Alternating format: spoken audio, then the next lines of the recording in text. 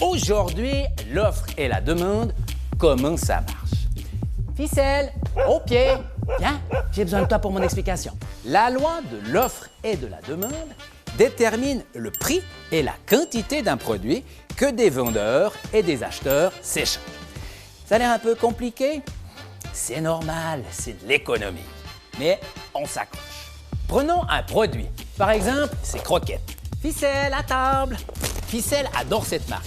En général, il termine son équelle en moins d'une minute en se fichant pas mal de ce que ça coûte. Ah ouais, c'est un chien, il comprend rien à l'économie. Et si j'invite Hercule et Luna à venir partager cette même équelle, je peux vous dire qu'ils vont ramper sur le poil de ficelle et que seul le chien le plus fort pourra manger toutes les croquettes. Eh oui, chez les animaux, c'est par la force que se décide qui peut obtenir quoi et en quelle quantité. Chez nous, les humains, c'est différent. Nous, on a compris que ça valait pas la peine de nous battre pour obtenir les produits dont on a besoin ou envie. Et on a inventé le prix.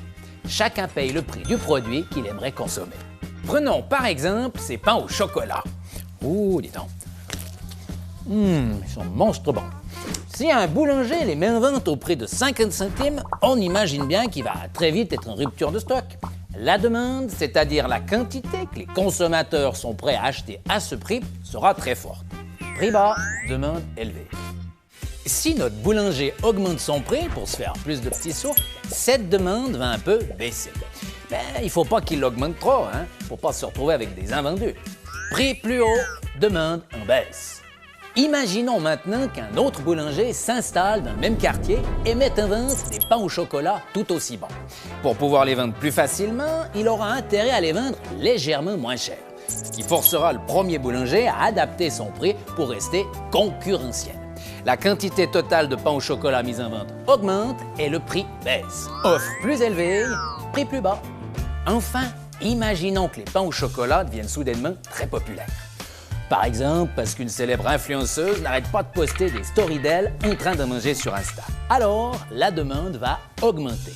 Et les deux boulangers pourront se permettre de faire grimper un peu leur prix. Demande plus élevée, prix plus haut. Et voilà, c'est ça la loi de l'offre et de la demande. Une loi qui fonctionne presque toujours pour une raison simple, c'est que chacun de nous cherche toujours à maximiser son profit.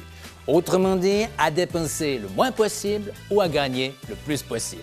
C'est quand même bien foutu, non?